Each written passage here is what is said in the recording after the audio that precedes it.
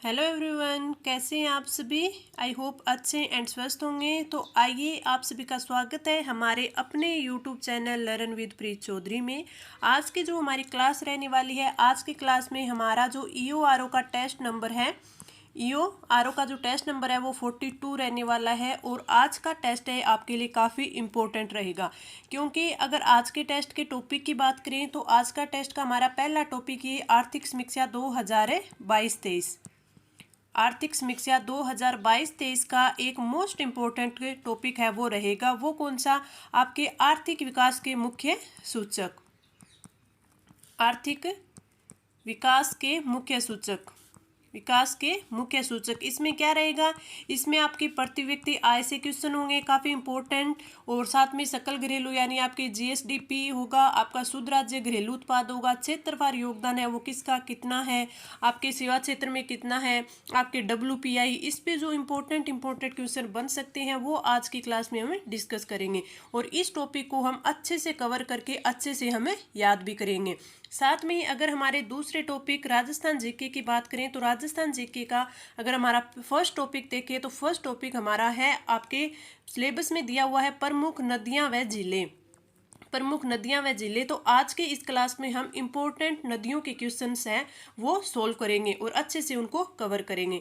अगर राजस्थान जीके के दूसरे टॉपिक की बात करें तो हमारा दूसरा टॉपिक होगा पुरातात्विक सभ्यताएं। पुरातात्विक सभ्यताएं, ये जो टॉपिक है पुरातात्विक सभ्यताएं, ये मैंने पहले एक टेस्ट में करवाया था, लेकिन ये काफ़ी इंपॉर्टेंट है, इससे 2-3 क्वेश्चन बनते हैं, इसलिए भी इम्पोर्टेंट है। और साथ में आपका भी ये कहना था कि मैम सभ्यता का टॉपिक है हमें दोबारा करवाया जाए, तो आपका ये टॉपिक है वो मैं दोबारा इसके और अलग से मोस्ट इम्पोर्टेंट क्वेश्चन लेके आई हूँ, और हमारा पार्ट भी है वो तो चल ही रहा है। तो इसलिए हमारा आज का जो 42 टेस्ट नंबर रहने वाला है ये काफ़ी इंपॉर्टेंट रहने वाला है, क्योंकि इसमें हम जो आपके आर्थिक समीक्षा 2022-23 के वो क्वेश्चन जिस हिसाब से RPC है वो बनाती है, RPC जिस हिसाब से क्वेश्चन बनाती है उसी हिसाब के क्वेश्चन है इसमें आज हमें कवर करेंगे। तो चलिए आज का हमारा टेस्ट है वो स्टार्ट करते हैं। टेस्ट है वो स्टार्ट करने से पहले मैं आप लोगों को एक चीज़ और बताना चाहूँगी कि काफ़ी स्टूडेंट है जिनके ये डाउट आ रहा है या फिर उनको ये है कि मैम क्या EORO का एग्ज़ाम है वो पोस्टपोन होगा, यानी 14 मई को एग्ज़ाम होगा या नहीं होगा, कि बहुत कुछ चीज़ें हैं जो वायरल हो रही है कि एग्ज़ाम है वो स्थगित किया जाएगा, एग्ज़ाम है वो आगे बढ़ेगा या फिर इसी डेट को होगा। तो आप सभी से एक रिक्वेस्ट है कि आप है वो इन सब चीज़ों पे ध्यान है वो बिल्कुल ना दें। आप यही मान के चलें कि आपका जो एग्ज़ाम है वो 14 मई को ही होगा। अगर आगे भी बढ़ता है या नहीं भी बढ़ता है तो उससे आपको कोई फ़र्क नहीं पड़ना चाहिए। अगर मान के चलिए 1% भी अगर पॉसिबिलिटी देखिए कि अगर आगे बढ़ जाता है तो आपके लिए ये, आप इसे नेगेटिव ना लेके अच्छे मान के चलिए कि आप इतने दिनों से इस चीज़ की तैयारी कर रही हैं।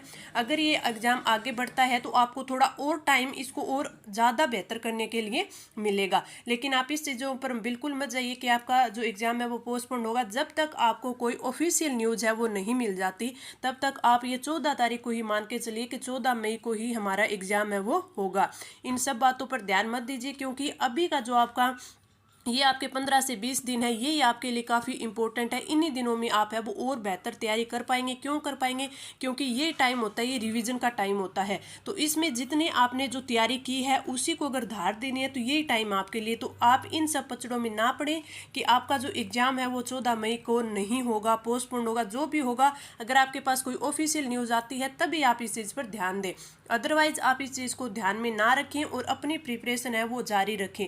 अगर ऐसे कोई भी ऑफिशियल न्यूज़ आती है तो मैं आपको सबसे पहले प्रोवाइड करवा दूंगी। तो आप इन चीज़ों को छोड़कर अपनी तैयारी को कंटिन्यू रखें। तो चलिए आज का हमारा जो टेस्ट है वो स्टार्ट करते हैं। हमारा फर्स्ट क्वेश्चन है कि राजस्थान का सकल राज्य घरेलू उत्पाद यानी कि GSDP प्रचलित कीमतों पर बढ़कर 2022-23 में है वो कितना हो गया, यानी ये जो डाटा दिए हुए लाख करोड़ में दिए गए। आप सभी ने एक बार तो आर्थिक समीक्षा को काफ़ी अच्छे से पढ़ लिया होगा, और इस बार नहीं, आपने पहले भी इसको पढ़ा होगा, तो आपको ये तो चीज़ पता ही है कि सकल राज्य घरेलू उत्पाद यानी GSDP क्या होता है। एक बार मैं मोटे तौर पर आपको बता देती हूँ कि जो GSDP होता है इसमें दोहरी गणना से बचने के लिए इसमें सिर्फ अंतिम जो वस्तु होती है, अंतिम वस्तु तथा सेवाओं को ही शामिल किया जाता है। यानी जो मध्यवर्ती जो चीज़ें होती है, सेवाएं होती है, वस्तुएं जो बनती है, उनको नहीं देखा जाता। जो अंतिम रूप से वस्तु बनकर तैयार होती है, उन्हीं सेवाओं और वस्तुओं का वो है इसमें किया जाता है, इनको शामिल किया जाता है। तो वो आपकी जीएसडीपी हो गई। यानी एक वित्त वर्ष में निवासियों द्वारा जो भी उत्पादित वस्तु होती है या फिर जो भी सेवा के जो मौद्रिक मूल्य होते हैं, उसी को इसमें शामिल किया जाता है। ये चीज़ें आपको पता ही होंगी। अब हम बात करते हैं कि प्रचलित कीमतों पर जो राजस्थान का सकल राज्य घरेलू उत्पाद है वो कितना हो गया है। फर्स्ट ऑप्शन की बात करें, 12, 18, 19, 3 लाख करोड़, 14, 13, 62, 0 करोड़, 73, 89, 22 या फिर 79, 94, 49। अब इस चीज़ को आप ऐसे याद मत करना। अगर आपने याद किया होगा तो आपको ये तो पता ही है कि इस ऑप्शन का जो राइट ऑप्शन है वो कौन सा होगा। लेकिन इन चीज़ों को आप ट्रिकी वे में याद करिएगा। कहीं आप ऐसे याद करने लग जाए कि 1 करोड़ 21 लाख 8,193, ऐसे याद नहीं करना है। आपको याद करना है जैसे इसका राइट आंसर होगा हमारा ऑप्शन 2। तो आप याद करिए 14, 13, 62, 14, 13, 62, 14, 13, 62, इस हिसाब से आप याद करेंगे। अगर आपको इसको ऐसे भी लिख सकते हैं कि 14.14 लाख करोड़, 14.14 लाख करोड़, अगर ऐसे भी याद करें तो रख सकते हैं। बाकी आप बस इतना ही याद करें। जितनी बार आप बीच बीच में इनको पढ़ते रहेंगे, इनका रिवीजन करते रहेंगे तो आपको याद हो जाएगा। तो आपको याद रखना है कि प्रचलित कीमतों पर कितना है, 14, 13, 14, 13, 62, 14, 13, 62, यानी 14.14 लाख करोड़। अगर आपसे स्थिर कीमत पे पूछ ले तो स्थिर कीमत पे हमारा कितना है, स्थिर कीमत पे हमारा 7.99 लाख करोड़ है। यानी स्थिर कीमत पर कितना है हमारा 799, स्थिर कीमत पर 799 यानी 7.99 लाख करोड़। तो इस प्रकार इन चीज़ों को हमें याद करना है।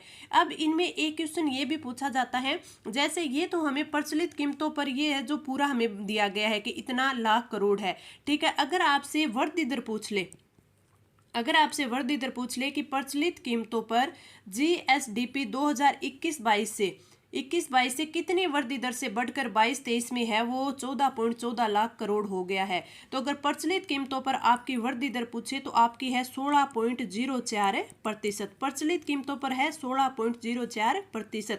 इनको मैं बार बार बोल रही हूँ ताकि आपको अच्छे से ही याद हो जाए। अगर स्थिर कीमतों पर अपन से पूछ ले कि स्थिर कीमतों पर है वो वृद्धि दर कितनी है, तो वो है 8.19%, 8.19%। अब आप याद करिएगा कि जब आपके प्रचलित कीमतों पर आपका जो जीएसडीपी है वो कितना है, 14.14 करोड़ है, लाख करोड़ है, तो आपको इसको 2 ज़्यादा कर लीजिए, 16.04 है, ये आपकी वृद्धि दर है। अगर आपकी देखें कि 7.99 जो 99 लाख करोड़ है ये आपकी स्थिर कीमतों पर है, तो स्थिर कीमतों पर है तो वृद्धि दर इससे 1 ज़्यादा 8.19, यानी ज़्यादा का अंतर नहीं होगा, 1 या 2 का अंतर होगा आपको देखे तो इस प्रकार इन संख्याओं को आप ऐसे याद कर सकते हैं। अगर इस क्वेश्चन की बात करें तो आपका ऑप्शन 2 है वो राइट होगा। प्रचलित कीमतों पर 14.14 लाख करोड़, अगर स्थिर कीमतों पर पूछ ले तो आपके 7.99 लाख करोड़, आपकी वृद्धि दर पूछ ले तो आपकी प्रचलित कीमतों पर 16.04% और स्थिर कीमतों पर 8.19%। अब हम आगे बढ़ते हैं। हमारा अगला क्वेश्चन है, निम्नलिखित में से कौन सी नदी है जो नागौर जिले की नहीं है। यानी जो नागौर जिले या तो फिर उसका उद्गम देख ले या फिर वो उससे यानी नागौर जिले से नहीं गुजरती है। तो सबसे पहले लूणी तो है, क्यों है, क्योंकि ये अजमेर के नाग पहाड़ियों से निकलती है, अजमेर के नाग पहाड़ियों से निकलती है, उसके बाद ये नागौर में प्रवेश करती है, फिर ये आगे चली जाती है। अगर मेंथा की बात करें तो मेंथा है ये आपके जयपुर के मनोहरपुर से निकलती है, जयपुर के मनोहरपुर से निकलती है और वहाँ से निकलकर ये नागौर में आ जाती है और फिर नागौर से ये नागौर में प्रवेश करती है और नागौर से उत्तर की तरफ से ये सांभर झील में गिरती है। यानी अगर आपसे ये भी पूछ ले कि सांभर झील में उत्तर की तरफ से गिरने वाली कौन सी नदी है, वो है मेंथा नदी है। तो आपके जयपुर के मनोहरपुरा से निकलती है, फिर नागौर में प्रवेश करती है, उसके बाद है ये उत्तर की ओर से सांभर झील में गिर जाती है। तो ये भी आपको याद रखना है। यानी लूणी और मेंथा तो दोनों है। जोजड़ी की अगर हम बात करें तो ये भी आपके नागौर के पोंडलू गाँव से इसका उद्गम है, नागौर के पोंडलू गांव से इसका उद्गम है, यानी जोजड़ी भी नागौर जिले से संबंधित है। अब आगे इसकी बात आती है कि आलनिया है, ये आपकी संबंधित नहीं है, तो इसका इस क्वेश्चन का राइट आंसर हो जाएगा ऑप्शन 4। आलनिया क्यों नहीं है, क्योंकि जो आलनिया है कोटा के जो मुकुंदवाड़ा पहाड़ियां हैं, कोटा में जो मुकुंदवाड़ा पहाड़ियां हैं उनसे इसका उद्गम है। मुकुंदवाड़ा पहाड़ियों से इसका उद्गम है। अगर ये पूछे कि किसकी सहायक नदी है तो ये चंबल की सहायक नदी है। जो आपकी आलनिया है ये चंबल की सहायक नदी है। तो आपको मैंने ये चारों के चारों ऑप्शन इसीलिए रिवाइज करवाए हैं, एक बार बताए हैं, ताकि आपको इस चीज़ें ये ध्यान में आ जाए, इनका रिवीजन अच्छे से हो जाए। लूनी नदी अजमेर के नाग पहाड़ियों से निकलती है और फिर ये नागौर में प्रवेश करती है। मेंथा है जयपुर के मनोहरपुरा से निकलती है, उसके बाद नागौर में आती है, फिर ये सांभर झील में गिर जाती है और ये भी सांभर झील के उत्तर की ओर से गिरती है। जोजड़ी है ये नागौर के पोंडलू गांव से निकलती है, इसका उद्गम है। और अगर आपसे एक बार कई बार क्वेश्चन पूछा जाता है कि जो आपकी लूणी नदी है, लूणी नदी की जो एकमात्र नदी है जो दाईं ओर से लूणी नदी में, जैसे लूणी नदी आपकी ऐसी जाती है तो दाईं ओर से इसमें गिरने वाली एकमात्र इसकी सहायक नदी तो वो कौन सी होती है, वो जोजड़ी होती है। इसको भी आप याद रखना है। और जोजड़ी से एक क्वेश्चन ये भी बन सकता है कि आपकी लूणी नदी की ऐसी कौन सी सहायक नदी है जो जिसका उद्गम है वो अरावली की पहाड़ियों से नहीं है, अरावली की पहाड़ियों से नहीं है। तो ये भी आपकी कौन सी है, जोजड़ी है, क्योंकि इसका उद्गम कहाँ से है, इसका नागौर के पोंडलू गांव से है। तो इसी एक क्वेश्चन में मैंने 5 से 6 क्वेश्चन आपको इंपॉर्टेंट क्वेश्चन बता दिए हैं। तो इस क्वेश्चन का राइट आंसर हो जाएगा ऑप्शन 4। आगे बढ़े, हमारा अगला क्वेश्चन है कि आपका इनमें से कौन सा कथन है वो सत्य है। विघटित नगरपालिका का शेष कार्यकाल 6 माह से कम होने पर शेष कालावधि हेतु नई नगरपालिका को गठित करने के लिए धारा 322 के अधीन कोई भी निर्वाचन कराना आवश्यक नहीं है। बिल्कुल सही बात बोली गई इसने। किसी नगरपालिका के विघटन उपरांत गठित कोई नगरपालिका पूर्व विघटित नगरपालिका के कार्यकाल की शेष कालावधि के यहाँ अगर पहले कोई विघटित हो जाती है तो अगर नई आपकी नगरपालिका के चुनाव होंगे तो वो जो शेष कार्य अवधि बची है उसी के लिए होंगे। किसी नगरपालिका के विघटन का आदेश कारणों सहित राज्य विधानमंडल के सदन के समक्ष शीघ्र रखा जाएगा, ये भी बिल्कुल सही है। यानी आपके तीनों के तीनों ऑप्शन इनको ने सही दे रखे हैं, तो आपका राइट हो जाएगा ऑप्शन 4। अब हम आगे बढ़ते हैं। हमारा अगला क्वेश्चन है कि पूरा उत्खनन स्थल बागोर और नाडोल है वो क्रमशः किन जिलों में स्थित है। पाली व जालोर में, बीकानेर व पाली में, भीलवाड़ा एवं पाली में और अलवर और भीलवाड़ा में। तो आपका राइट आंसर कौन सा हो जाएगा, राइट आंसर हो जाएगा आपका ऑप्शन 3, ऑप्शन 8। जो बागोर है वो पुरातात्विक स्थल कहाँ पे है, भीलवाड़ा में है, और जो नाडोल है वो कहाँ पे है, पाली में है। तो राइट आंसर हो जाएगा आपका ऑप्शन 3। अगर हम बागोर की बात करें तो बागोर आपके भीलवाड़ा में जो आपकी मांडल तहसील है वहाँ पे कोठारी नदी के किनारे है, कोठारी नदी के किनारे है। अगर इसके उत्खनन की बात करें तो इसका उत्खनन है वो 1967-68 में शुरू हुआ था और 1969-70 तक इसका उत्खनन चला था, जो कि किसके निर्देशन में हुआ था, आपके वी.एन. मिश्र के आपके नेतृत्व में हुआ था। तो ये भी आप इससे याद रख सकते हैं। और ये आपकी पाषाणकालीन मानव सभ्यता है। इस क्वेश्चन का राइट आंसर ऑप्शन 3। आगे बढ़े, हमारा अगला क्वेश्चन है कि भारत के सकल घरेलू उत्पाद की प्रचलित कीमतों में राजस्थान के जीएसडीपी का योगदान कितना है। हमें ये बताना है कि जो भारत की सकल घरेलू उत्पाद है उसमें यानी जीडीपी में हमारे राजस्थान का है वो कितना योगदान है। तो हमने अभी पिछले क्वेश्चन में बात की थी कि जो राजस्थान की अगर प्रचलित कीमतों पर देखें तो इनका जो जीएसडीपी कितना है वो है 14.14 लाख करोड़, 14.14 लाख करोड़। अगर हम भारत की बात करें कि भारत का जो प्रचलित कीमतों पर है वो कितना है जीडीपी, तो वो है 27.30 करोड़, 27.30 करोड़। राजस्थान का कितना है 14.14। अगर ये देखिए कि भारत में है वो राजस्थान का कितना है, तो राजस्थान का आपका है 5.18%। ये है आपके प्रचलित कीमतों पर। अगर आपसे पूछ ले स्थिर कीमतों का पूछ ले तो स्थिर कीमतों में अगर भारत की बात करें तो भारत का तो है 15.76 करोड़, 15.76 करोड़। और अगर राजस्थान की बात कर ले तो राजस्थान का आपको मैंने अभी बताया तो 7.99 लाख करोड़, 7.99 लाख करोड़। तो अगर इसमें पूछ ले कि भारत की जीडीपी में राजस्थान का अगर स्थिर कीमत में योगदान कितना है तो वो आपका है 5.07%, 0.7%। तो ये दोनों चीजें आपको याद रखनी है। अगर आपसे पूछे कि भारत के सकल घरेलू उत्पाद की प्रचलित कीमतों में राजस्थान की जीडीपी का योगदान है वो तो है 5.18%। स्थिर कीमतों पर पूछ ले तो आपको थोड़ा सा कम करना है 5.07 प्रतिशत। ठीक है, और इस क्वेश्चन में फिर हमारा राइट आंसर क्या हो जाएगा 5.18%, यानी आपका राइट ऑप्शन हो जाएगा ऑप्शन है ए। 5.07% कितना है आपके स्थिर कीमतों पर आपके राजस्थान की जीडीपी का भारत में योगदान है स्थिर कीमत पर 5.07%। 16.04% क्या है आपकी प्रचलित कीमतों पर जीएसडीपी की वृद्धि दर 16.04%। 8.19% क्या है आपकी स्थिर कीमत पर आपकी वृद्धि दर। तो आपको ये 5 चीजें हैं ये अच्छे से याद करनी है, तभी मैं आपके बार बार इसका रिवीजन करवा रही हूँ, ऑप्शन में बार बार वही चीज लेके आ रही हूँ ताकि आपको ये अच्छे से याद हो जाए। इस क्वेश्चन का राइट आंसर ऑप्शन 1। आगे बढ़े, हमारा अगला क्वेश्चन है राजस्थान में जल द्वारा अपर्दन सबसे अधिक किस नदी में होता है? माही, लूणी, चंबल और बनास। तो आपका राइट आंसर हो जाएगा ऑप्शन 3 चंबल में। चंबल नदी है वो सर्वाधिक जल अपर्दन करती है, तो राइट आंसर ऑप्शन 3। अगर हम चंबल के कुछ की पॉइंट्स की बात करें तो इससे पूछा जा सकता है कि ये राजस्थान में कहाँ से प्रवेश करती है। तो राजस्थान में ये भैंसरोडगढ़ तहसील से प्रवेश करती है। भैंसरोडगढ़ तहसील है उससे ये राजस्थान में है वो प्रवेश करती है। दूसरा, अगर आपसे पूछ ले कि जो चंबल है ये किसकी सहायक नदी है, तो ये यमुना की सहायक नदी है। चंबल है वो यमुना की सहायक नदी है। अगला आपसे अगर पूछ ले कि एमपी व राजस्थान की ये कितने किलोमीटर तक सीमा बनाती है, तो ये 252 किलोमीटर तक है वो मध्य प्रदेश और राजस्थान की सीमा बनाती है। मध्य प्रदेश व राजस्थान की सीमा बनाती है। तो आपके ये 3-4 पॉइंट है ये अच्छे से आपको याद होने चाहिए। तो इस क्वेश्चन का राइट आंसर ऑप्शन 3। बाकी चंबल की भी सहायक नदियाँ काफ़ी इंपॉर्टेंट है, उन पे हम आगे भी चर्चा करेंगे, आपको वो भी याद होने चाहिए। लेकिन अगर आपसे ये पूछ ले कि राजस्थान में यमुना की कौन सी सहायक नदी है, तो वो है चंबल है। एक आपकी बाणगंगा भी है इसकी सहायक नदी, बाणगंगा भी यमुना की सहायक नदी है, लेकिन वो उसी टाइम है जब क्या है कि बाणगंगा में पानी होता है, यानी कभी है वो कम वर्षा होने पर भरतपुर के आसपास से जो बाणगंगा नदी है वो मैदानों में विलुप्त हो जाती है, यानी वो यमुना तक पहुंच ही नहीं पाती। लेकिन वर्षा का टाइम होता है, पर्याप्त वर्षा का पानी होता है, उस टाइम में जो बाणगंगा है वो यमुना में जाके गिरती है। तो इस चीज़ का भी आपको ध्यान रखना है।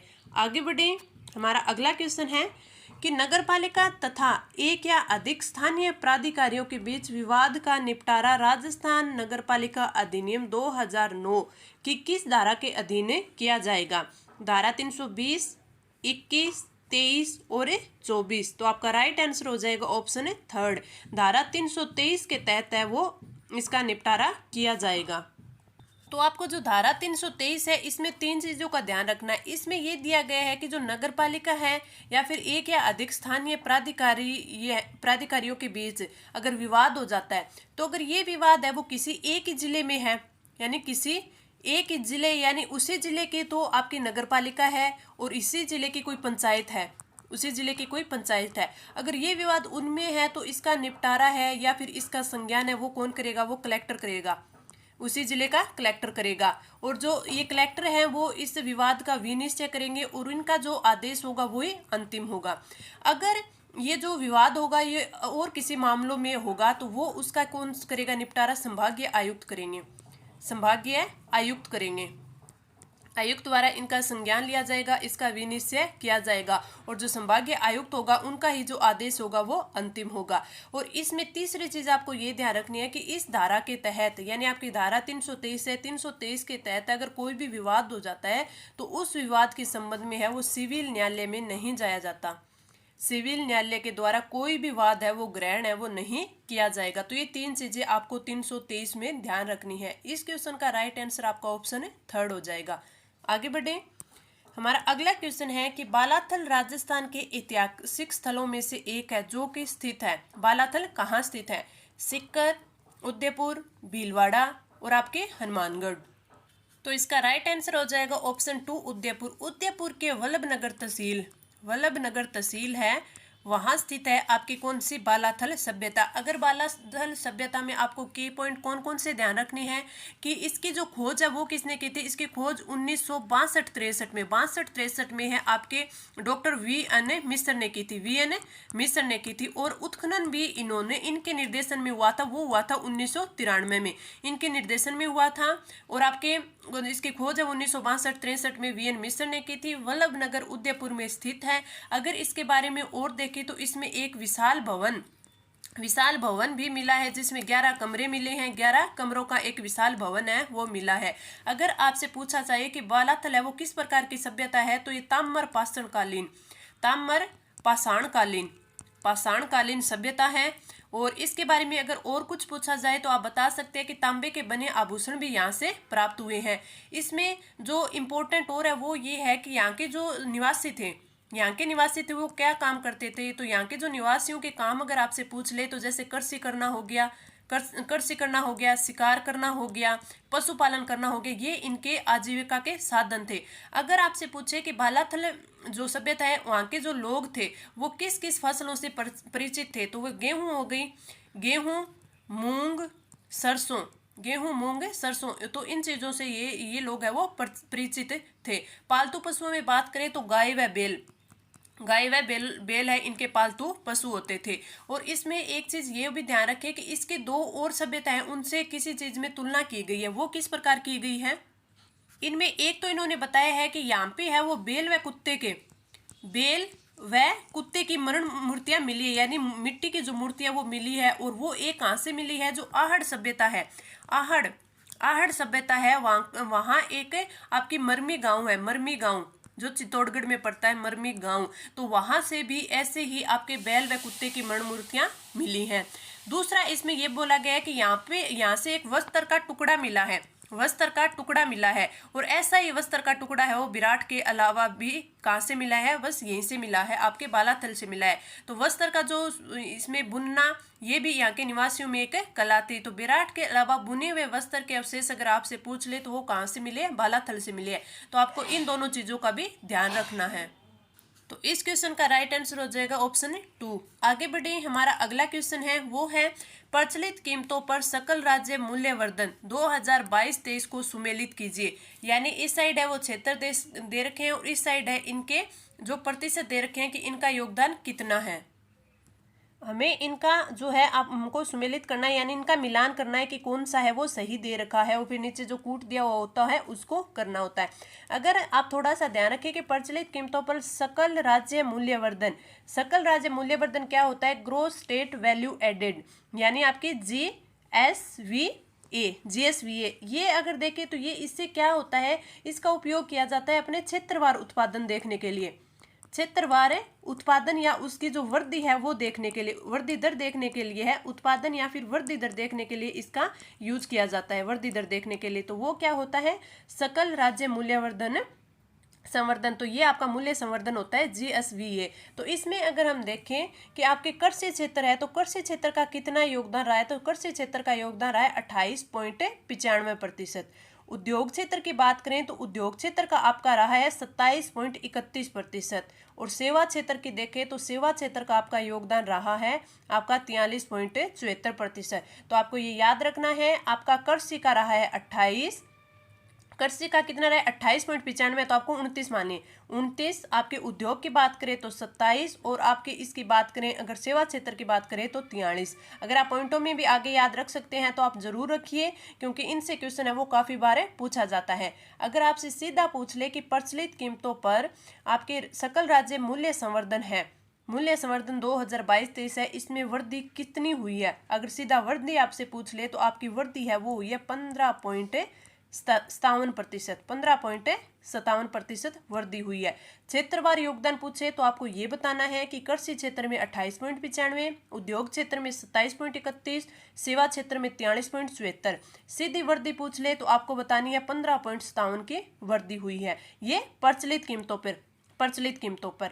अब हम आगे बढ़े, हमारा अगला नेक्स्ट क्वेश्चन, जाखम, माही तथा ईरू तीनों नदियों राजस्थान के निम्नलिखित में से किस जिले का निरूपण करती है, यानी वो कौन सा जिला है जिसमें से जाखम, माही और ईरू तीनों नदियां हैं वो गुजरती है। उदयपुर, टोंक, प्रतापगढ़ और करौली। तो आपका राइट आंसर हो जाएगा ऑप्शन 3 प्रतापगढ़ है ऐसा जिला है जिसमें ये तीनों की तीनों नदियां हैं यहाँ से गुजरती है। तो अगर हम तीनों नदियों की बात करें तो आपकी जाखम और ईरू है, ये दोनों की दोनों है, ये माही की सहायक नदियां हैं। अगर माही की बात करें तो माही है आपके मध्य प्रदेश से आती है, यानी धार जिले से इसका है वो उद्गम होता है। उसके बाद ये राजस्थान में प्रवेश करती है, तो राजस्थान का अगर प्रवेश पूछ ले तो ये बांसवाड़ा से प्रवेश करती है। बांसवाड़ा से प्रवेश करती है, और बांसवाड़ा में आपसे पूछ ले तो खांदू गांव से ये प्रवेश करती है। उसके बाद अगर आप जाखम की बात करें तो जाखम का उद्गम है वो प्रतापगढ़ से होता है। प्रतापगढ़ से जो आपकी छोटी सादड़ी है, छोटी सादड़ी से इसका उद्गम होता है। ईरू की बात करें तो ईरू भी है आपके कहाँ से, आपकी ये ईरू है, ये भी आपके माही की सहायक नदी है। और ईरू का अगर आपसे ये पूछ ले कि इसका उद्गम कहाँ है तो इसका भी प्रतापगढ़ जिले से निकलती है, फिर ये बांसवाड़ा में आती है। और बांसवाड़ा के जो समेलिया गांव है, बांसवाड़ा का समेलिया गांव है, उसमें ये आकर माही बजाज सागर, जो सागर से पहले है, ये माही में मिल जाती है। तो इस क्वेश्चन का राइट आंसर ऑप्शन थर्ड हो जाएगा। आगे बढ़े, हमारा अगला क्वेश्चन है कि नगरपालिका तथा एक या अधिक स्थानीय प्राधिकारियों के बीच राजस्थान नगरपालिका अधिनियम 2009 या फिर किसी अन्य विधि के उपबंधों के अधीन उद्यत होने वाले विवाद जिसके विनिश्चय के लिए इस अधिनियम में अन्यथा उपबंध नहीं है के संबंध में कौन सा कथन सत्य है। अब मैं आपके जो आज के क्वेश्चन लेके आई हूँ वो अध्याय 14 से लेके आई हूँ। अध्याय 14 जिसमें क्या है, आपका कंट्रोल, नियंत्रण, जिसमें आपकी धाराओं की बात करें तो आपकी धारा 309 से 327 है, 327 है। तो इनसे जितने भी क्वेश्चन बन सकते हैं वो किस हिसाब से, किस फॉर्मेशन से बन सकते हैं, वो अलग अलग तरीके से मैंने आपको बताया है, क्योंकि आपको सीधी भाषा में किस प्रकार बन सकते हैं, इनमें क्या क्या क्वेश्चन है पूछा जा सकता है। जैसे अभी मैंने आपके इस क्वेश्चन में है वो 3 ऑप्शन दिए हैं, तो इन तीनों ऑप्शन से भी एक ही क्वेश्चन बन सकता है। तो अगर इस क्वेश्चन की बात करें कि यदि विवाद उसी जिले की किसी अन्य नगरपालिका से या किसी पंचायत से हो तो कलेक्टर विज्ञान जो आपका विवाद है उसका संज्ञान लेगा और उसका विनिश्चय ही अंतिम होगा। ये बिल्कुल सही बात है, क्योंकि हमने पीछे अभी जो धारा 323 पढ़ी थी उसमें मैंने आपको बताया था। उसी जिले के किसी अन्य नगरपालिका से या किसी पंचायत के बीच विवाद के अतिरिक्त शेष मामलों में संभागीय आयुक्त लेगा, ये भी बिल्कुल सही है। और जो धारा आपकी 323(1) में निर्दिष्ट किसी विवाद के संबंध में सिविल न्यायालय द्वारा कोई वाद ग्रहण नहीं किया जाएगा, ये भी बिल्कुल सही बात है। तो आपका राइट आंसर हो जाएगा ऑप्शन है 4th डी, आपका राइट आंसर हो जाएगा। आगे बढ़े, हमारा जो अगला क्वेश्चन है कि बागौर एवं तिलवाड़ा नामक स्थान मुख्यतः निम्न काल से संबंधित है। किस काल से संबंधित है? मध्य पाषाण काल, निम्न पूरा पाषाण काल, पूर्व हड़प्पा काल और पूरा पाषाण काल। तो आपका राइट आंसर हो जाएगा ऑप्शन फर्स्ट, मध्य पाषाण काल। मध्य पाषाण काल है वो बागौर एवं तिलवाड़ा नामक स्थान मुख्यतः किस काल से संबंधित है? मध्य पाषाण काल। Right answer option 1। आगे बढ़े, हमारा जो अगला क्वेश्चन है कि अर्थव्यवस्था में सर्वाधिक योगदान देने वाला क्षेत्र है। सर्वाधिक योगदान देने वाला क्षेत्र कृषि क्षेत्र, उद्योग क्षेत्र, सेवा क्षेत्र या फिर कृषि एवं सेवा क्षेत्र दोनों। तो आपका राइट आंसर कौन सा हो जाएगा? राइट आंसर ऑप्शन 3rd हो जाएगा कि अर्थव्यवस्था में सर्वाधिक योगदान है सेवा क्षेत्र देता है। कृषि और सेवा क्षेत्र दोनों क्यों नहीं हो सकता? क्योंकि दोनों के अलग अलग है, इसका कम है और इसका ज्यादा है, यानी आपका सर्वाधिक योगदान है वो ऑप्शन 3rd सेवा क्षेत्र आ जाएगा। अब हम देखें, हमने पीछे भी बात की थी, अगर प्रचलित कीमतों की बात करें, प्रचलित कीमतों, अगर प्रचलित कीमतों में कृषि, उद्योग और सेवा की बात करें, सेवा क्षेत्र की बात करें, तो कृषि की बात करें तो कृषि का तो हमने अभी पढ़ा था 28.95%, उद्योग का पढ़ा 27.31% और सेवा का पढ़ा 43.74%, 43.74%। सो सर्वाधिक कितना हुआ? सेवा का हुआ। यही अगर हम स्थिर कीमत में देख लें, स्थिर कीमत में देखें तो कृषि का अगर हम देखें तो कृषि का है 28.50%, उद्योग का देखें तो 27.76% और अगर हम देखें सेवा का तो ये है 43.74%, 43.74%। यानी अगर चाहे आपका प्रचलित कीमत हो, स्थिर कीमत हो, दोनों में ही आपका सेवा क्षेत्र है वो 43.74% ही है, जो कि दोनों में सर्वाधिक है। यानी अर्थव्यवस्था में सर्वाधिक योगदान किसका है? सेवा क्षेत्र का है। किसका है? सेवा क्षेत्र का है। इसमें आपसे एक क्वेश्चन और पूछा जा सकता है, वो कौन सा कि इनमें जो जैसे कृषि क्षेत्र में वृद्धि दर, उद्योग क्षेत्र में वृद्धि दर, सेवा क्षेत्र में वृद्धि दर है, ये भी आपके पूछी जा सकती है। तो आपको वो भी याद रखनी है। वो आपको कृषि की अगर बात करें कि कृषि क्षेत्र में आपकी कितनी है, तो आपकी है 13.84%, 13.84% प्रचलित कीमत में। उद्योग में देखें तो 15.02%, उद्योग में 15.02%। सेवा में देखें तो सेवा में आपकी है 17.11%, 17.11%। ये तो प्रचलित कीमत की होगी। और प्रचलित कीमत में मैंने पिछले क्वेश्चन में आपको बताया था कि अगर टोटल कुल पूछे तो कुल कितनी है 15.57%, 15.57%। बार बार रिकॉल करवा रही हूँ ताकि आपको अच्छे से याद हो जाए। और आपको याद भी तभी होगा जब आपने इसको पीछे कभी पढ़ा होगा। अगर पहले आपने पढ़ा नहीं है तो अब ये क्लास आपके ऊपर से जा रही है, आपको कुछ भी समझ में नहीं आ रहा होगा। स्थिर कीमत की बात करें तो स्थिर कीमत में अगर कृषि की अपन वृद्धि दर की बात करें तो वृद्धि दर हो जाएगी 5.22%। उद्योग की बात करेंगे तो उद्योग की हो जाएगी आपकी 6.32%। और अगर सेवा क्षेत्र की बात करें तो सेवा क्षेत्र की हो जाएगी 10.74%, 10.74%। अगर अब हम अर्थव्यवस्था में सर्वाधिक योगदान की बात कर लेंगे कि योगदान किसका है, तो सेवा क्षेत्र का ही हमने देख लिया 43.74 दोनों में। अगर हम बात कर लें कि वृद्धि दर के आधार पर सर्वाधिक किसके है, तो वृद्धि दर के आधार पर सर्वाधिक किसके, सेवा क्षेत्र के। क्यों है? क्योंकि अगर प्रचलित कीमतों पर वृद्धि दर देखें तो 17.11% सेवा क्षेत्र की है। स्थिर कीमत पे देखें तो 10.74 है, वो भी किसकी है, आपके इसकी सेवा क्षेत्र की है। तो दोनों में अगर वृद्धि दर पूछ ले या फिर योगदान में भी सर्वाधिक कौन सा है, सेवा क्षेत्र ही है। तो आपका राइट आंसर ऑप्शन है थर्ड हो जाएगा। पहले से अगर आपने इनको एक दो बार पढ़ा है तो आपके लिए बहुत ही अच्छे से आपका रिवीजन हो जाएगा। आगे बढ़ें, और इनसे क्वेश्चन भी है वो काफी बार पूछे जाते हैं। भीलवाड़ा जिले की नदी पर बागोर स्थित है, यानी भीलवाड़ा जिले की किस नदी पर है वो बागोर सभ्यता स्थित है? लूणी, कोठारी, बनास और चंबल नदी। तो आपका राइट आंसर हो जाएगा ऑप्शन 2 कोठारी नदी, ऑप्शन 2 कोठारी नदी। अगर कोठारी नदी की हम बात करें कि इसका उद्गम कहाँ होता है, तो इसका उद्गम है वो राजसमंद से होता है। उद्गम है वो राजसमंद से होता है। यह राजसमंद और भीलवाड़ा दो जिलों की नदी है, दो जिलों में इसका प्रवाह क्षेत्र है। भीलवाड़ा में उद्गम राजसमंद से, और राजसमंद में आपसे पूछ ले तो दिवेर की पहाड़ियों से, दिवेर की पहाड़ियों से है वो आपका उद्गम, इसका नदी का कोठारी का है वो उद्गम है होता है दिवेर की पहाड़ियों से। फिर ये बाद में ये जो भीलवाड़ा है, भीलवाड़ा का एक नंदराय स्थान है, नंदराय स्थान है, उस स्थान के निकट ये बनास नदी में है वो सम्मिलित हो जाती है, बनास नदी में मिल जाती है। तो आपको ये याद रखना है कोठारी नदी है वो राजसमंद भीलवाड़ा दो जिलों में आती है, प्रवाहित होती है। उद्गम दिवेर की पहाड़ियों में, और ये कोठारी नदी है ये बनास की सहायक नदी है। कहाँ मिलती है? नंदराय के निकट भीलवाड़ा में है, ये बनास नदी में मिल जाती है। तो ये दो तीन चीजें इसकी याद रखनी है। Right answer option 2।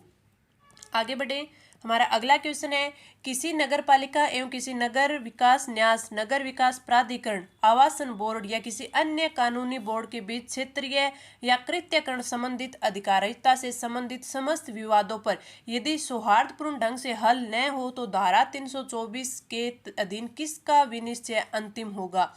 ये किस चीज में, ये पूरी बात तो इसने बोली दी कि ये सारी चीजें किस में है, धारा 324 में है। बस इसने पूछा है कि जो अंतिम निर्णय होगा वो किसका होगा, संबंधित जिला कलेक्टर का, राज्य सरकार का, संभागीय आयुक्त का, या फिर मुख्य कार्यपालक अधिकारी का।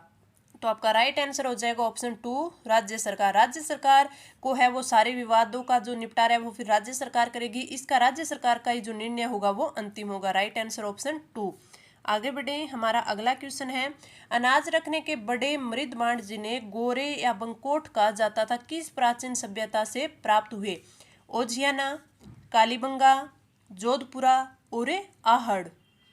तो आपका राइट आंसर हो जाएगा ऑप्शन है 4 आहड़ में। आहड़ सभ्यता से है वो अनाज रखने के। यहाँ पे इन्हें गोरे भी कहा जाता था, इन्हें बंकोर भी कहा जाता था, बंकोर भी कहा जाता था, इन्हें कोठे भी कहा जाता था, कोठे भी कहा जाता, जो अनाज रखने के लिए बनाए जाते थे। बड़े ये अनाज रखने के कुछ बड़े भांड होते थे, ठीक है। अगर आहड़ सभ्यता से और आपसे पूछ ले तो जो आहड़ सभ्यता है वहाँ पे एक साथ है वो 6 चूल्हे प्राप्त हुए हैं। यानी इन एक साथ 6 चूल्हे प्राप्त होने से यहाँ इस चीज को इंगित किया जा सकता है कि यहाँ पे जो सामूहिक भोजन की व्यवस्था होती थी, सामूहिक भोजन, यानी अगर सामूहिक भोजन है तो यानी कि भी शायद बड़े परिवार है वो समूह में रहते होंगे, तो सामूहिक भोजन व्यवस्था भी यहाँ पे होती होगी, क्योंकि 6 चूल्हे भी एक साथ प्राप्त हुए। इसमें एक जो है, जो एक चूल्हा था उस पे एक मानव हथेली की छाप भी प्राप्त हुई है, मानव हथेली की छाप भी प्राप्त हुई है, हथेली की छाप। तो ये भी आप ध्यान रख सकते हैं, छाप। इस क्वेश्चन का राइट आंसर ऑप्शन 4। आगे बढ़े, हमारा अगला क्वेश्चन है, भारत तथा राजस्थान की आर्थिक वृद्धि दर का तुलनात्मक अध्ययन में असत्य कथन है। भारत तथा राजस्थान की जो आर्थिक वृद्धि दर है, अगर हम उसकी तुलना करें, आर्थिक वृद्धि दर की तुलना करें, तो उसमें से हमें बताना है कि इसमें से कौन सा कथन है वो असत्य है।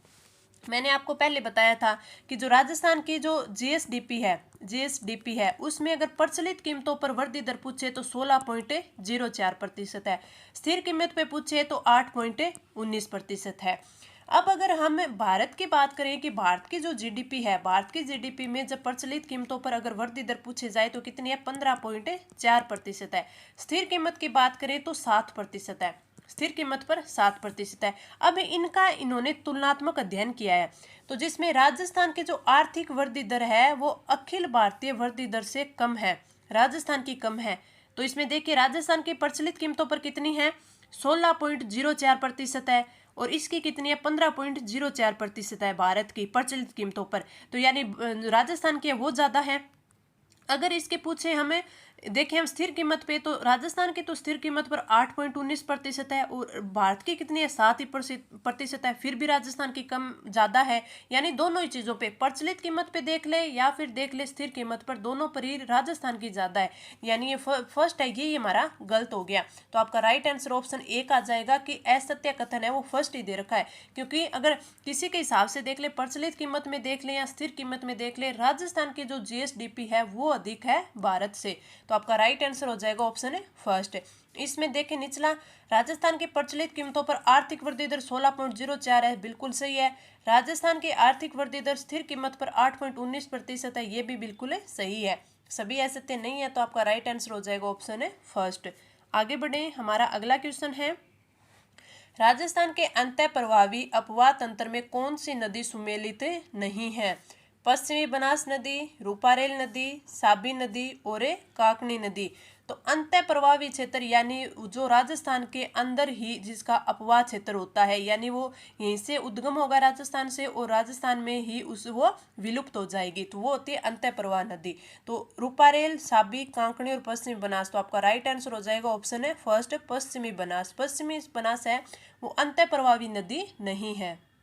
इनके अगर ऑप्शन की बात करें, रूपारेल नदी की बात करें तो रूपारेल नदी है, इसको और क्या बोला जाता है, इसको बोला जाता है वराह नदी।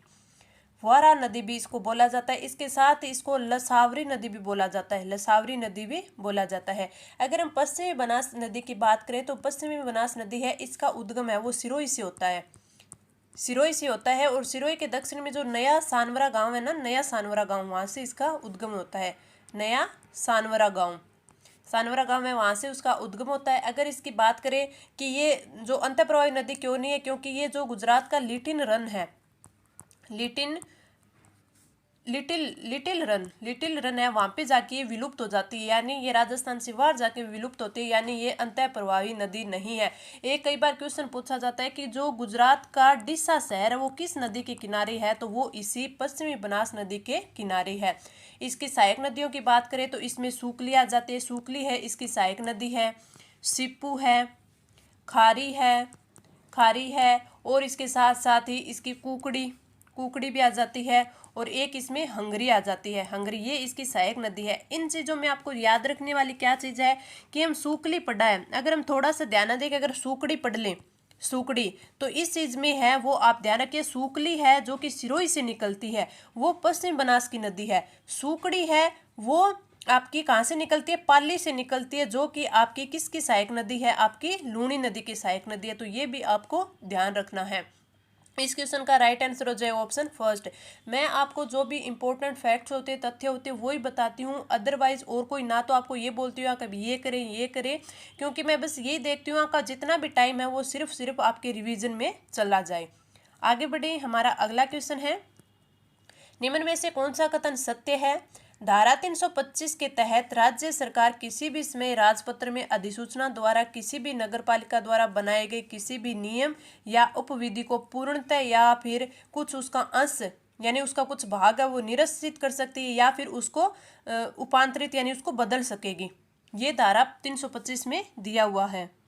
तो ये सही बात है, ये धारा 325 में दिया हुआ है। 326 में क्या दिया गया है कि 326 के तहत राज्य सरकार द्वारा अपील प्राधिकारी नियुक्त करने की शक्ति को छोड़कर इस अधिनियम के अधीन की अपनी सभी शक्तियां हैं अपने अधीनस्थ किसी भी अधिकारी को प्रत्यायोजित कर सकेगी। ये भी बिल्कुल सही बात कही गई है। यानी आपकी जो धारा 326 है, धारा 326 में सरकार द्वारा शक्तियों का प्रत्यायोजन बताया गया है। 327 के अधीन राज्य सरकार या राज्य सरकार द्वारा नियुक्त प्राधिकृत अधिकारी किसी नगर पालिका द्वारा जारी आदेश या संकल्प की शुद्धता के लिए अभिलेख मांग सकेगा। अभिलेख की परीक्षा होने तक ऐसे आदेश या संकल्प को स्थगित रखा जाएगा। ये भी बिल्कुल सही बात है, क्योंकि 327 में अभिलेख मंगवाने की शक्ति है वो दी गई है। तो इसके तीनों के तीनों सही, यानी राइट ऑप्शन है फोर्थ हो जाएगा। आगे बढ़े, हमारा अगला क्वेश्चन है, हड़प्पा संस्कृति सिंधु घाटी सभ्यता के अभिलेख मुख्यतः किस वस्तु पर बने मिले हैं? शिलाओं पर, मुहरों पर, स्तंभों पर या फिर ताम्र पत्रों पर? किस पे ये अभिलेख है वो लिखे मिले हुए हैं? तो आपका राइट आंसर हो जाएगा मुहरों पर, राइट आंसर ऑप्शन 2। आगे बढ़े, हमारा अगला क्वेश्चन है, राजस्थान के प्रचलित कीमतों पर प्रति व्यक्ति आय 2022-23 में कितनी है? इसमें पूछा है प्रति व्यक्ति आय। अगर हम पीसीआई की बात करें यानी प्रति व्यक्ति आय की बात करें तो ये निकाले कैसे जाती है? जो शुद्ध राज्य घरेलू उत्पाद होता है, शुद्ध राज्य घरेलू उत्पाद, घरेलू उत्पाद अपोन कौन सा होता है? राज्य की मध्यवर्ती कुल जनसंख्या, राज्य की मध्यवर्ती कुल जनसंख्या, इससे हम निकालते हैं पीसीआई। और पीसीआई में अगर जो मध्यवर्ती जनसंख्या होती है वो कितनी होती है? 15 से 64 वर्ष की आयु की है वो जनसंख्या इसमें ली जाती है। अब हम बात करें कि राजस्थान की प्रचलित कीमतों पर प्रति व्यक्ति आय है वो कितनी है। तो प्रचलित कीमतों पर अगर देखें कि कितनी है प्रति व्यक्ति आय, तो ये है आपकी 156149, 156149, ये तो है आपकी प्रचलित कीमतों पर। तो आपका राइट आंसर ऑप्शन 2 हो जाएगा। स्थिर कीमतों पर आपसे पूछ ले तो स्थिर कीमतों पर है आपकी 86,134, क्योंकि प्रति व्यक्ति आय है तो हमको दोनों ही याद करनी है। तो ये कितनी है? 86,134। तो इसमें जो आपके ऑप्शन 4 में दिया गया है ये स्थिर कीमत पे है, ये स्थिर कीमत भी है। आपसे ये भी पूछा जा सकता है कि जो प्रचलित कीमतों पर राजस्थान की जो प्रति व्यक्ति आय है उनमें 2022-23 में कितनी वृद्धि हुई है? तो प्रचलित कीमतों में वृद्धि हुई है आपके 14.85%, 14.85%। अगर स्थिर कीमतों पे पूछ ले तो वृद्धि हुई है आपकी 6.94%, 6.94%। तो ये भी आपको याद रखना है। आगे बढ़े, हमारा अगला क्वेश्चन है, बाड़मेर के तिलवाड़ा में लूणी नदी से नदी मिलती है, कौन सी नदी है जो बाड़मेर के तिलवाड़ा में मिलती है? मीठड़ी, जवाई, सुकड़ी और माही। जो आपकी बाड़मेर है, बाड़मेर के जो तिलवाड़ा है, तिलवाड़ा में जो समदड़ी गांव है, समदड़ी गांव है उसके निकट से है वो आपके सुकड़ी नदी है वो लूणी नदी में मिलती है, यानी ऑप्शन 3। अभी मैंने पीछे आपके क्वेश्चन में बताया था कि एक तो है सुकली जो कि पश्चिमी बनास की सहायक नदी है जो कि सिरोही से निकलती है, सिरोही से इसका उद्गम है। दूसरा मैंने सुकड़ी बताया था जिसका उद्गम है वो मैंने कहाँ से बताया था? पाली से बताया था, पाली से। तो इसमें जो सुकड़ी है उसका पाली से उद्गम है, सुकली है उसका सिरोही से है। सुकली है वो पश्चिम बनास की सहायक नदी है, सुकड़ी है वो आपकी लूणी नदी की सहायक नदी है जो कि लूणी में समदड़ी गांव तिलवाड़ा यानी बाड़मेर में मिलती है। इससे एक चीज आपको क्या ध्यान रखनी है, जो सुकड़ी है सुकड़ी पर एक बांध बना हुआ है जालोर में, जालोर के बांकली गांव में बांध बना हुआ है बांकली बांध। तो बांकली बांध किस पे है? सुकड़ी नदी पे है, आपको ये भी याद रखना है। Right answer option 3। आगे बढ़े, हमारा अगला क्वेश्चन है, राजस्थान नगरपालिका अधिनियम 2009 की कौन सी धारा नगरपालिका एवं किसी नगर विकास न्यास, नगर विकास प्राधिकरण, आवासन बोर्ड या किसी अन्य कानूनी बोर्ड के बीच विवाद से संबंधित है?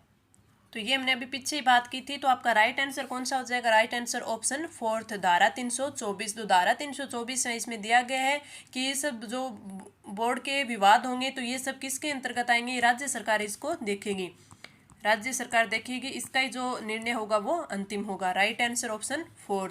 आगे बढ़े, हमारा अगला क्वेश्चन है, निम्नलिखित में से राजस्थान का कौन सा सैंधव स्थल घग्गर नदी के किनारे स्थित है? गिलुंड, आहड़, पीलीबंगा और कालीबंगा। तो ये आप सभी को याद है, इसका राइट आंसर हो जाएगा ऑप्शन 4 कालीबंगा। अब हम आगे बढ़े, हमारा अगला क्वेश्चन है, वृद्धि दर के आधार पर सर्वाधिक वृद्धि दर वाला क्षेत्र है? सर्वाधिक वृद्धि दर वाला क्षेत्र है। मैंने आपको बताया था, चाहे आपका स्थिर कीमत पे हो, स्थिर कीमत पर हो, चाहे आपका प्रचलित कीमत पर हो, प्रचलित कीमत पर हो, दोनों में ही आपकी जो वृद्धि दर है वो किसकी है, आपके सेवा क्षेत्र की है। तो राइट आंसर आपका ऑप्शन 2 हो जाएगा। योगदान पूछे तो भी 43.74%, 43.74% स्थिर कीमत पे, 43.74% आपके प्रचलित कीमत पर आपके किसका है, सेवा क्षेत्र का है। और अगर सेवा क्षेत्र की वृद्धि दर देख ले, सेवा क्षेत्र की वृद्धि दर अगर स्थिर कीमत पे देखें तो कितनी है, 10.74 है, तो यानी सर्वाधिक है। औरों की कितनी है, कृषि की 5.22 है और उसकी उद्योग की 6.32 है, तो सर्वाधिक इसकी है सेवा क्षेत्र की है। प्रचलित कीमत पे भी इसकी वृद्धि दर कितनी है, 17.11% है, यानी दोनों स्थिर और प्रचलित दोनों में सेवा क्षेत्र की है वो वृद्धि दर है सर्वाधिक है। आपसे एक क्वेश्चन इस फॉर्मेशन भी पूछा जा सकता है कि योगदान के आधार पर, योगदान है उसके आधार पर घटता क्रम बताइए, योगदान के आधार पर घटता क्रम बताइए। तो सर्वाधिक किसका है, सेवा क्षेत्र का है। सेवा क्षेत्र का कितना है आपका, 43.74। उसके बाद फिर कृषि का है, उसके बाद फिर किसका है, कृषि का है। कृषि का कितना है, 28.95। उसके बाद है उद्योग का है, तो उद्योग का जो आपका क्षेत्र है वो कितना है, 27.31 है, यानी सर्वाधिक सेवा, कृषि, उद्योग।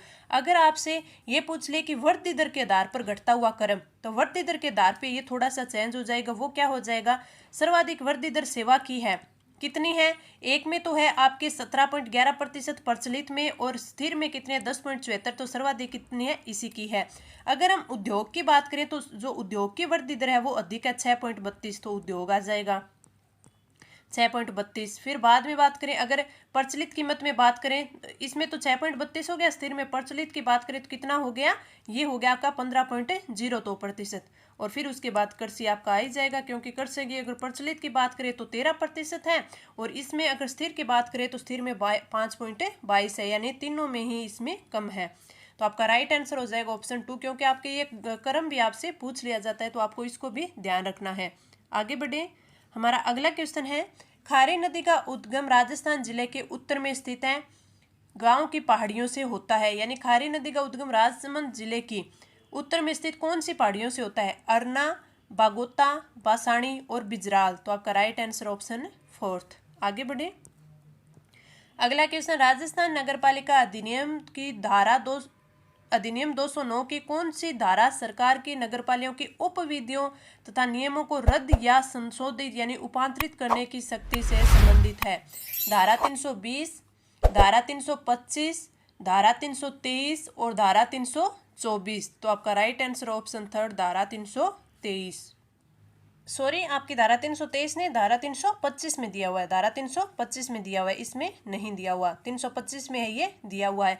इसमें ये दिया हुआ है कि जो सरकार के जो नगर पालिकाओं के उपविधि होंगे उनके या फिर नियम होंगे उनको रद्द कर सकती है, उनको मॉडिफाई कर सकती है, लेकिन उसे करने से पहले है वो नगर पालिका को सूचित करेगी, लिखित में उसे बताएगी कि इस कारण से इनको रद्द किया गया, इस कारण से इनको मॉडिफाई किया गया, ये सब इसको नगर पालिका को राज्य सरकार बताएगी। तो राइट आंसर ऑप्शन 2।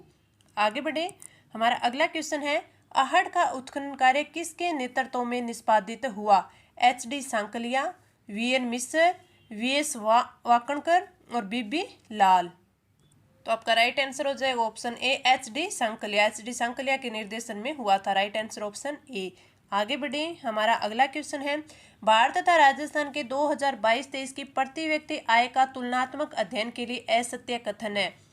राजस्थान की प्रति व्यक्ति आय अखिल भारतीय स्तर की औसत प्रति व्यक्ति आय से कम है। अब इसका तुलनात्मक अध्ययन करने से पहले हमें राजस्थान और भारत की दोनों की प्रति व्यक्ति आय पता होनी चाहिए, राजस्थान की और भारत की।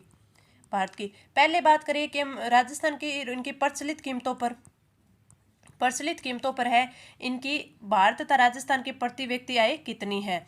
अगर हम राजस्थान की देखें तो राजस्थान की कितनी है, 156149, अभी हमने पीछे बात की थी। भारत की देखें तो भारत की है 170620 प्रति व्यक्ति आय प्रचलित कीमतों पर। अगर हम स्थिर कीमत की बात करें तो स्थिर कीमत की अगर भारत की देखें तो ये है 96,522, और भारत की ये किसकी है, सॉरी मैंने उल्टा लिख दिया आपको, ये आपकी भारत की है। पहले राजस्थान की लिखनी है हमें। तो राजस्थान के प्रचलित 156149 और आपके अगर स्थिर पे देखें तो 86,134। भारत के प्रचलित पर 17,0620 और अगर इसकी देखें स्थिर कीमत पर तो 96,522। अब इनका अगर हम अध्ययन तुलनात्मक अध्ययन करें तो राजस्थान के प्रति व्यक्ति आय अखिल भारतीय स्तर की औसत प्रति व्यक्ति आय से कम है। अब देखिए इसकी 17,0620 है, इसकी 15,6149 है तो कम है। ये बिल्कुल सही बात बोली है इसने। राजस्थान के प्रति व्यक्ति आय की वृद्धि दर राष्ट्रीय स्तर की औसत वृद्धि दर से अधिक है। औसत इसमें यहाँ पे प्रति व्यक्ति आय देखी थी और यहाँ पे क्या बोला इसने, प्रति व्यक्ति आय की वृद्धि दर। अगर हम राजस्थान की प्रति व्यक्ति आय में वृद्धि दर देखें तो इसकी तो है 14.85% और इसकी कितनी है, इसकी है 13.7%। भारत की स्थिर कीमतों पर देखें तो स्थिर कीमतों पर अगर राजस्थान की तो 6.94 हमने पीछे ही बात की थी और भारत की बात करें स्थिर कीमत और 5.5% है, 5.5% है। इसने बोला है राजस्थान की प्रति व्यक्ति आय की वृद्धि दर है वो राष्ट्रीय स्तर की औसत वृद्धि दर से अधिक है। बिल्कुल सही है, 14.85 है वो 13.7 से 71 से ज़्यादा है और यहाँ पे 6.94 वो 5.5 से ज़्यादा है, यानी ये दोनों के दोनों सही बोले हैं इसने। राजस्थान की प्रति व्यक्ति आय है वो अखिल भारतीय स्तर की औसत प्रति व्यक्ति आय से अधिक है, ये गलत है क्योंकि कम है, ये हमने पहले ही देखा था। तो ये इसका असत्य दिया हुआ है। ये क्वेश्चन आपको तभी समझ में आएंगे जब आपने पहले पढ़ी हुई होंगे, वरना आपके ऊपर से जाएंगे और अगर आपने नहीं पढ़ा है तो एग्जाम में भी आपके ये ऊपर से ही जाएंगे। आगे बढ़े, हमारा अगला क्वेश्चन है राजस्थान के निम्नलिखित में से किस जिले में काली सिंध है वो चंबल से मिलती है, यानी काली सिंध है वो चंबल में कहाँ गिरती है, हमें ये आंसर बताना है। तो बारां में, झालावाड़ में, टोंक में और आपके कोटा में। तो आपका राइट आंसर हो जाएगा ऑप्शन 2 झालावाड़। अगर हम काली सिंध की बात करें तो ये चंबल की सहायक नदी है। अगर काली सिंध का उद्गम देखें तो ये देवास मध्य प्रदेश से निकलती है, बागली गांव से। अगर इसका राजस्थान में प्रवेश देखें तो झालावाड़ का जो छबड़ा तहसील है, झालावाड़ की छबड़ा तहसील, उसके बिंदा गांव झालावाड़ के जो रायपुर के निकट जो तहसील छबड़ा है वहाँ के जो बिंदा गांव है, बिंदा गांव से ही राजस्थान में प्रवेश करती है और ये झालावाड़ तथा कोटा व बारां की सीमा में बहती है। ठीक है, इस क्वेश्चन का राइट आंसर ऑप्शन 2। आगे बढ़े, हमारा अगला क्वेश्चन है राजस्थान नगरपालिका अधिनियम 2009 के किस धारा के तहत सरकार शक्तियों का प्रत्यायोजन कर सकती है। तो ये अभी हम पीछे ही बात की थी, धारा 326। धारा 326 में है जो सरकार के प्रत्यायोजन की शक्तियां वो दी गई है। तो राइट आंसर ऑप्शन 3। आगे बढ़े, हमारा अगला क्वेश्चन प्रोफेसर HD सांकलिया के निर्देशन में जिस सभ्यता स्थल का उत्खनन हुआ है वह है कालीबंगा, आहड़, गणेश्वर और विराट। तो आपका right answer option 2 Ahar. Ahar का जो उत्खनन हुआ है वो किनके हुआ है, प्रोफेसर HD सांकलिया के। आपका राइट आंसर ऑप्शन है 2। इस क्वेश्चन में आप एक और याद रख सकते हैं कि जो आपकी आहड़ सभ्यता है उसको बनास संस्कृति किसने कहा है। बनास संस्कृति बोला गया तो बनास संस्कृति है वो किसने कहा है, तो बनास संस्कृति बोला है हंसमुख धीरज सांखलिया। हंसमुख धीरज सांकलिया यानी प्रोफेसर HD सांकलिया, उन्होंने इसे बनास संस्कृति भी बोला है। Right answer option 2।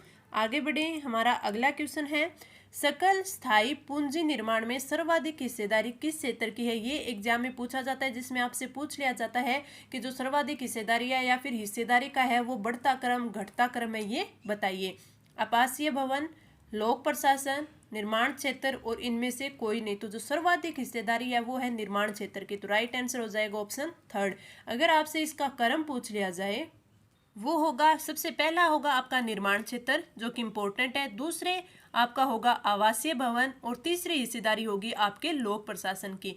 यानी सर्वाधिक हिस्सेदारी निर्माण क्षेत्र की, फिर उसके बाद आवासीय भवन, फिर उसके बाद है लोक प्रशासन। आगे बढ़े, हमारा अगला क्वेश्चन है राजस्थान की निम्नलिखित में से कौन सी नदी है वो यमुना से मिलती है। लूणी, माही, बाणगंगा और साबरमती। सीधा देखा जाए तो चंबल नदी मिलती है, चंबल है यमुना की सहायक नदी है। लेकिन मैंने पीछे क्वेश्चन में आपको बताया था कि बाणगंगा है, अगर उसमें पर्याप्त वर्षा जल हो तो ये बाणगंगा भी यमुना में मिलती है। अगर इसमें पानी कम हो, वर्षा का टाइम नहीं हो, तो ये भरतपुर के जो आसपास मैदानी क्षेत्र वहीं पर विलुप्त हो जाती है। तो इसका राइट आंसर ऑप्शन 3। आगे बढ़े, अगला क्वेश्चन, राजस्थान नगरपालिका अधिनियम 2009 की कौन सी धारा राज्य सरकार या फिर राज्य सरकार द्वारा नियुक्त प्राधिकारी अधिकारी को किसी नगरपालिका द्वारा जारी आदेश या संकल्प की शुद्धता के लिए अभिलेख मंगवाने की शक्ति प्रदान करता है? यानी आपको इतना देखना है अभिलेख मंगवाने की शक्ति किस धारा में दी हुई है। तो आपका राइट आंसर कौन सा हो जाएगा? ऑप्शन है थर्ड, 327 में अभिलेख मंगवाने की शक्ति दी हुई है। आगे बढ़े, हमारा अगला क्वेश्चन है, निम्नलिखित में से कौन से स्थल को धूलकोट भी कहा जाता है? विराटनगर, आहड़, कालीबंगा और पीलीबंगा। तो आपका राइट आंसर हो जाएगा ऑप्शन 2 आहड़। आहड़ को धूलकोट भी कहा जाता है। Right answer option 2। आगे बढ़े, हमारा अगला क्वेश्चन, राजस्थान के थोक मूल्य सूचकांक में कितनी वस्तुएं शामिल की गई हैं? 154, 75, 69 और 10। अब हम थोड़ा सा आपके थोक मूल्य सूचकांक है राजस्थान का, उस पर बात कर लेते हैं। तो अगर इसका आधार वर्ष आपसे पूछ ले कि थोक मूल्य सूचकांक का आधार वर्ष कौन सा है, तो आधार वर्ष है 1999 से 2000। यानी आपका WPI कौन सा है? 1999 से 2000 है, ये आपका WPI है। अगर इसमें कुल वस्तुओं की बात करें, टोटल वस्तुएं कितनी है, तो टोटल वस्तुएं हैं 154। जो थोक मूल्य सूचकांक है उसमें ओनली जो वस्तुएं हैं उन्हीं को शामिल किया गया है। जो सेवाएं होती हैं, सेवाओं को इसमें शामिल नहीं किया जाता। तो ये भी आप थोड़ा ध्यान रखिएगा। इसमें 3 प्रकार की वस्तुएं वो शामिल की जाती हैं। कौन कौन सी? एक तो आती है आपकी जो प्राथमिक वस्तुएं होती है, प्राथमिक। तो प्राथमिक वस्तुएं कितनी हैं? वो है 75। दूसरी होती है विनिर्मित वस्तुएं। विनिर्मित वस्तुएं कितनी है? 69 है। और फिर है आपकी ईंधनीय वस्तुएं जिसमें ईंधन हो गया, शक्ति, प्रकाश, ये होगी ईंधनीय वस्तुएं। ये कितनी है? 10 है। तो ये आपको सारी ध्यान रखनी है। टोटल 154 है, तो राइट आंसर हो जाएगा ऑप्शन 1। 75 प्राथमिक है, 69 विनिमय वो आपकी विनिर्मित है, और आपकी 10 है वो कितनी है? ईंधनीय आपकी वस्तुएं। तो इनका भी आपको याद रखना है। आगे बढ़े, हमारा अगला क्वेश्चन है, वेणेश्वर माही नदी व का संगम है। यानी वेणेश्वर है वो एक तो माही नदी, उसके साथ कौन सी नदी का संगम है? अनास, एराऊ, सोम और साबरमती। तो आपका राइट आंसर हो जाएगा ऑप्शन 3। जो वेणेश्वर धाम है वो किन के संगम पर? माही प्लस सोम और प्लस जाखम, इन तीनों नदियों के संगम पे बना हुआ है। तो राइट आंसर ऑप्शन 3। आगे बढ़े, हमारा अगला क्वेश्चन है, प्राचीन काल में निम्नलिखित में से किस स्थान को ताम्रवती के नाम से जाना जाता था? खेतड़ी, आहड़, दरीबा और गणेश्वर।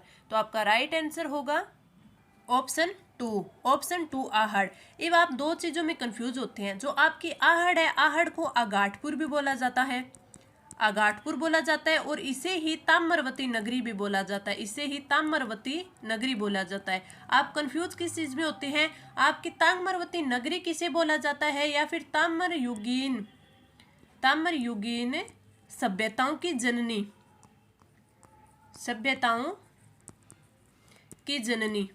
जननी, इन दो चीजों में आप कंफ्यूज होते हो। अगर आपको ताम्रवती नगरी पूछ ले तो वो आपकी आहड़ होगी, ताम्रयुगीन सभ्यताओं की जननी पूछ ले तो वो आपकी होगी गणेश्वर सभ्यता जो कि कहाँ पे है? ये आपकी सीकर में है, और किस नदी के किनारे है? कांतली नदी के किनारे है। तो राइट आंसर ऑप्शन 2। आगे बढ़े, हमारा अगला क्वेश्चन है, किस संस्कृति से जुड़े स्थल प्रमुख रूप से बनास तथा उसकी सहायक नदियों की घाटियों में प्राप्त हुए हैं? गणेश्वर संस्कृति, लोहयुगीन संस्कृति, आहड़ संस्कृति और हड़प्पा संस्कृति। तो आपका राइट आंसर हो जाएगा ऑप्शन 3 आहड़ संस्कृति है, उससे जुड़े स्थल प्रमुख रूप से बनास तथा उसकी सहायक नदियों की घाटियों में प्राप्त हुए। तो राइट आंसर ऑप्शन 3। ये मैंने आपको 40 इंपॉर्टेंट क्वेश्चन करवा दिए। इसके साथ ही मैंने आर्थिक समीक्षा का रिवीजन आपको बहुत अच्छे से करवाया है, और वो भी समझ में तभी आता है जब आपने पहले से पढ़ा हुआ हो, क्योंकि मैं सिर्फ आपका रिवीजन करवा रही हूँ यहाँ पे, ताकि और मैं आपको अच्छे अच्छे क्वेश्चन लाके बता रही हूँ कि हाँ इस फॉर्मेशन में आपके आरपीसी है वो क्वेश्चन बनाएगी, ऐसे ही क्वेश्चन बनाएगी। तो आपको इस हिसाब से यहाँ से रिवीजन करना है। तो अगर आपको क्लास अच्छी लगी है तो आप लाइक करें, कमेंट करें, और अपने फ्रेंड्स के साथ ज़्यादा से ज़्यादा शेयर करें, ताकि मुझे इसका मोटिवेशन मिल सके कि हाँ इतने बच्चों को ये है क्लास अच्छी लगी और इनको ये यूजफुल हो रही है, तो मैं आगे से और बेहतर कंटेंट आपके लिए लेके आ पाऊँ। तो आगे हम मिलते हैं अगली क्लास में और अच्छे बेहतर कंटेंट के साथ। तो इस क्लास में इतना ही, धन्यवाद।